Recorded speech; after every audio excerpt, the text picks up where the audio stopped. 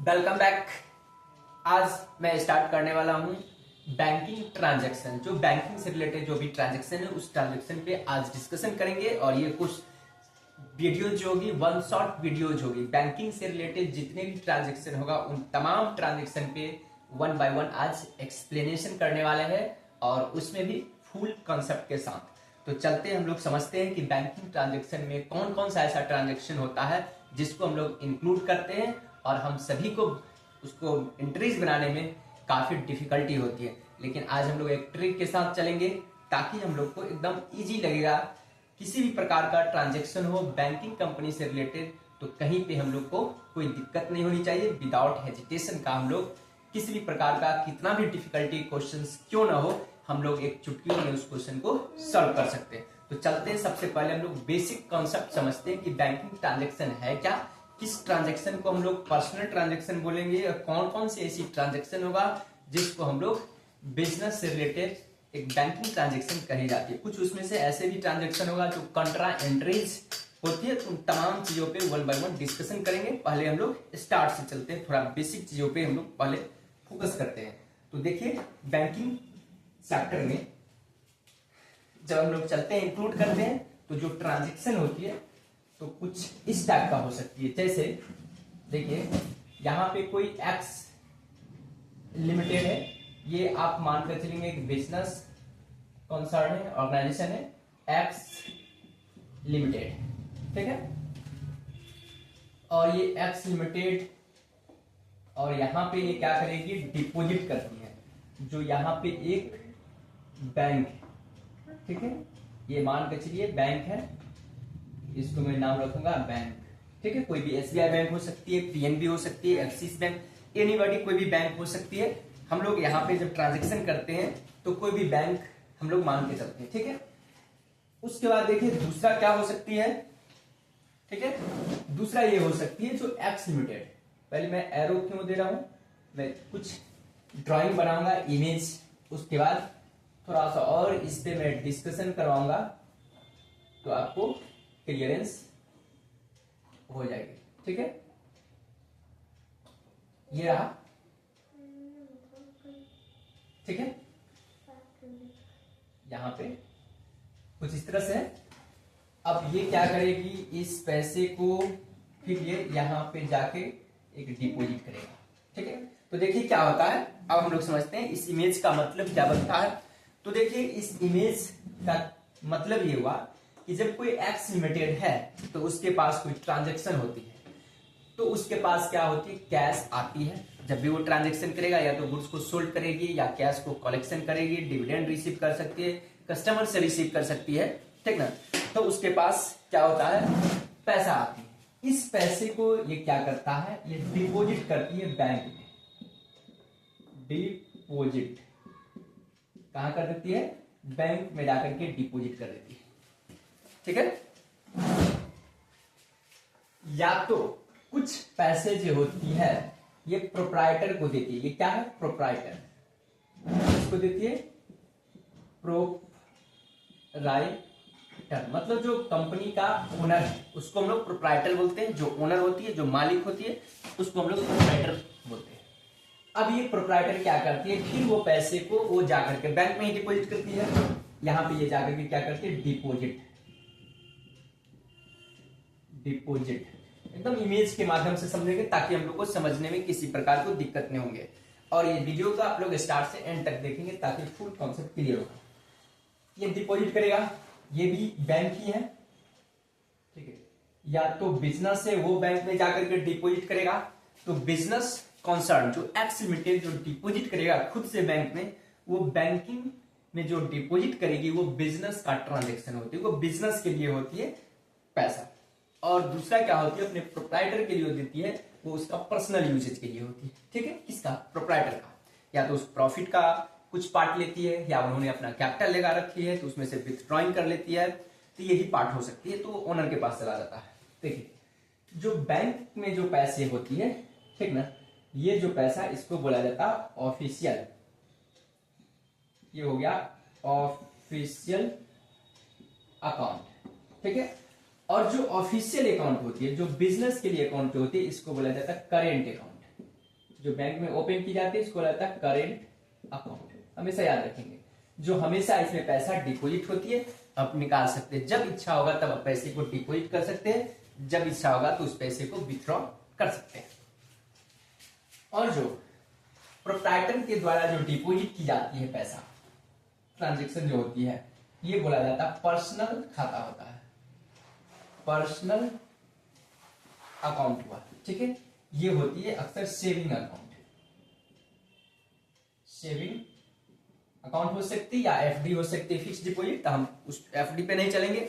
जो individual generally account open करवाता है वो सेविंग अकाउंट होती है।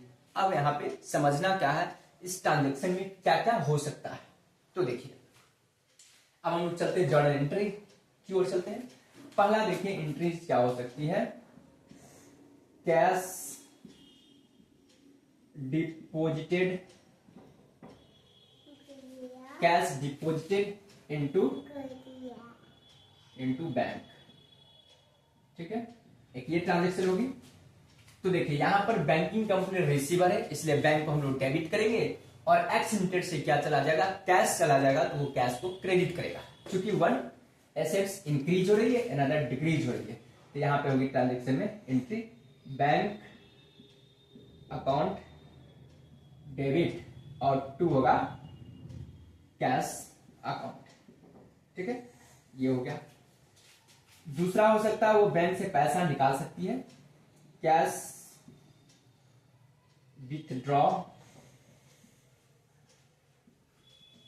विथड्रॉन, ठीक ना, कैश विथड्रॉन फ्रॉम बैंक, वो बैंक से पैसा लेगी, क्योंकि पैसा की आवश्यकता पड़ती है तो बैंकिंग कंपनी क्या करती है, उस पैसे को निकाल लेती है। तो वहां पर रिवर्स एंट्री होगा, क्योंकि एक्स लिमिटेड को पास कैश आएगा तो कैश अकाउंट के वो क्या करेगा, डेबिट करेगा, ठीक है, और टू क्या करेगा, बैंक अकाउंट, ये रहा दो एंट्री, ठीक है।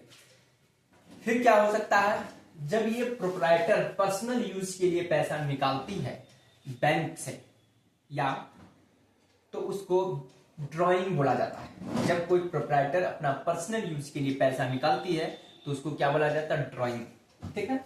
यहां पर लिखेंगे क्या चीज, तीसरा cash withdrawn from bank for personal uses. Personal uses का मतलब ये समझेंगे, जो प्रोप्राइटर है वो अपना खर्चा के लिए निकाला है, न कि बैंक, न कि एक्स लिमिटेड अपना खर्चा के लिए।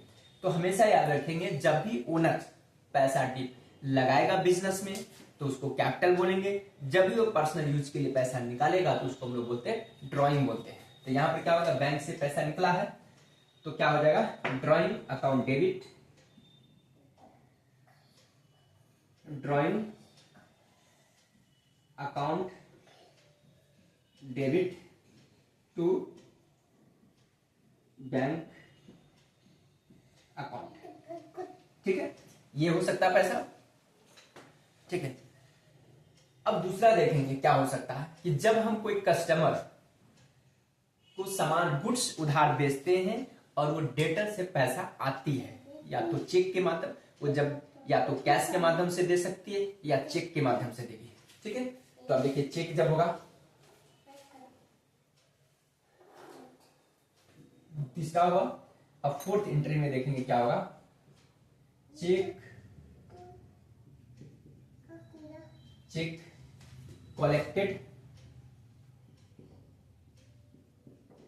कलेक्टेड फ्रॉम, मान के चलिए कोई पर्सन से लिए, कस्टमर के नाम है, cheque collected from suppose that Gopi, ठीक है।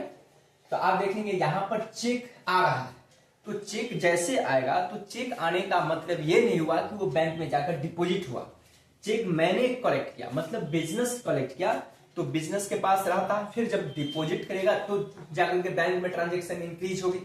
तो यहां पर कोई बैंक का एंट्री नहीं करेंगे, देखिए क्या हो जाएगा, यहाँ चेक आ रहा है, मेरे लिए क्या हुआ, एसेट्स हुआ, ठीक है, चेक, तो यहां पर एंट्रीज होगी cheque in hand account debit, cheque in hand account debit to क्या होगा, गोपी अकाउंट। गोपी अकाउंट, क्योंकि गोपी कोई डेटर मेरा होगा, उस डेटर एसेट्स होती है, एसेट्स घटा तो क्रेडिट करेंगे। ठीक है, आई होप कि आपको बातें समझ में आ रही है। फिर क्या करती है ये एक्स लिमिटेड, इस चेक को जाकर के बैंक में जाकर के वो डिपॉजिट कर देती है। ठीक है, तो फिफ्थ एंट्री क्या होगा, check deposited, deposit, check deposited into bank, check deposited into bank. तो जैसे बैंक में चेक डिपॉजिट होगा तो बैंक में ट्रांजैक्शन बढ़ेगा, मेरा बैंक का एसेट्स बढ़ेगा। ठीक है, जो कि बैंक मेरे लिए एसेट्स है, तो मैं क्या एंट्री करूंगा, बैंक अकाउंट डेबिट,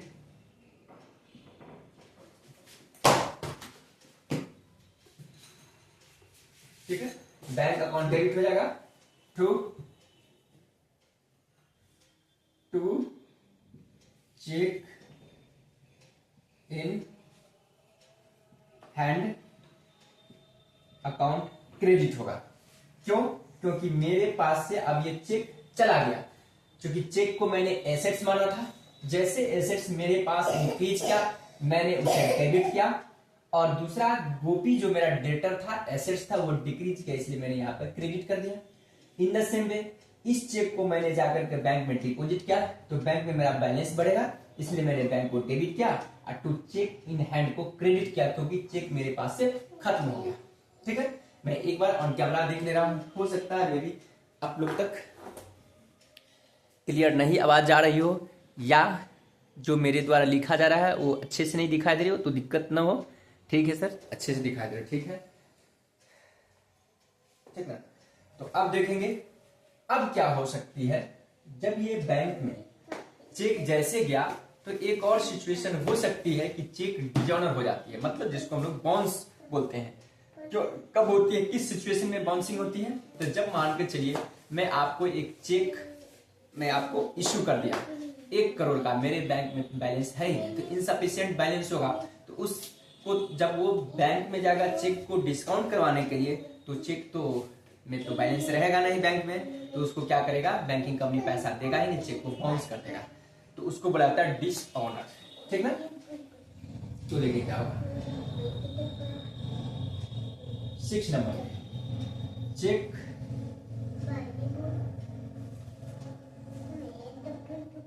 डिसऑनर। ठीक है, तो आप देखिए बैंकिंग कंपनी को हम लोग क्या करेंगे, क्रेडिट कर देंगे, चूंकि बैंक को मैंने डेबिट किया था, और गोपी से मैं पुनः मांगूंगा पैसा, यार तुम मेरे को पैसा दो, क्योंकि तुमने चेक जो काटा था, इश्यू किया था, उसमें बैलेंस नहीं था, तो मैं गोपी को पुनः एसेट्स मान लूंगा। ठीक है, तो गोपी को मैं फिर से क्या कर दूंगा, डेबिट, गोपी अकाउंट डेबिट, क्योंकि इसके यहाँ बैलेंस हो गया, इससे मुझे पैसा लेनी है, और टू क्या हो जाएगा, टू बैंक अकाउंट, क्योंकि मैंने बैंक को क्या किया था, डेबिट कर रखा था, एसेट्स मान रखा था, लेकिन अब तो बैंक में मेरा पैसा रहेगा ही नहीं, क्योंकि उन्होंने जो चेक दिया था वो डिसऑनर हो गया, बाउंस कर गया, तो बाउंस कर गया तो चेक जब डिस्काउंट होगा तो उसमें बैलेंस जाएगा ही नहीं। तो कुछ इस तरह से बैंकिंग कंपनी का ट्रांजेक्शन होती है, जो आप सभी को कॉन्सेप्ट क्लियर हुआ होगा। मैं एक उम्मीद करता हूँ कि आप सभी को ये जो कॉन्सेप्ट मैंने जो बताया हूँ, ये कॉन्सेप्ट क्लियर हो गया होगा।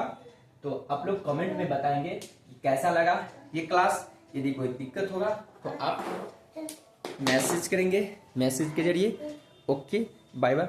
एक और मैं बता देता हूँ सबसे पहले, इसमें ऐसा भी सिचुएशन हो सकती है कभी कभी कि इस चेक को इंडोर्स भी कर दिया जाता है। जैसे इंडोर्स का मतलब ये हुआ कि मेरे पास जब चेक आया तो मैं बैंकिंग कंपनी को नहीं देकर के कोई अनदर पार्टी को दे दिया, क्योंकि मुझे उसको पेमेंट करनी थी। मेरा कोई पार्टी है, मैं उस पार्टी को ट्रांसफर कर दिया है। हमेशा रखेंगे, इंडोर्स का मतलब क्या होता है, चेक को ट्रांसफर कर देना। जैसे मैंने गोपी से चेक लिया, अब मैंने श्याम को चेक दे दिया, क्योंकि मुझे श्याम को पेमेंट करनी था, तो गोपी वाला चेक को मैंने श्याम को दे दिया। तो देखेंगे उसका भी एंट्री बता देता हूं, ठीक है।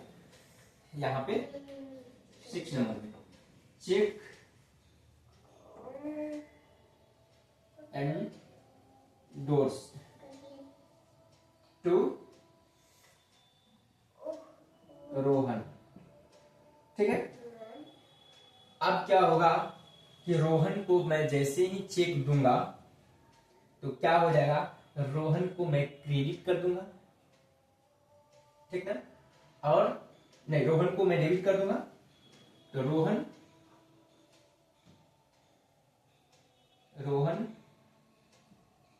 अकाउंट डेबिट, क्योंकि यहां पर लायबिलिटीज घटेगा, to cheque in hand account, cheque in hand account, जो चेक हैंड में था वो समाप्त हो जाएगा, ठीक है। तो हमेशा याद रखेंगे, जैसे आप लोग बिल्स ऑफ एक्सचेंज पढ़ेंगे तो वहां पर क्या आ जाते हैं, Rohan account debit to BR account, bills receivable account, ठीक है, इन द सेम वे। तो कैसा लगा, आप लोग कमेंट के माध्यम से बताएंगे कि ये वीडियो आज का कैसा लगा, और मेरे चैनल को सब्सक्राइब भी करेंगे। ओके।